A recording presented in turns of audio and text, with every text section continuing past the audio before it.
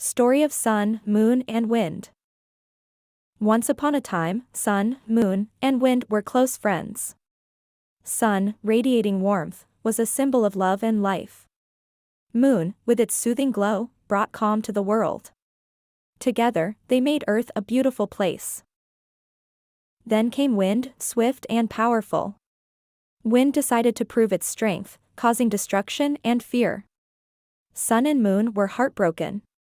They decided to teach Wind a lesson about harmony and balance. Sun and Moon began to shine together, overpowering Wind's fury. The Earth flourished as never before. Wind, realizing its mistake, promised to be gentle, to complement, not compete. Henceforth, they worked in harmony, creating a perfect world. This tale reminds us of unity and teamwork.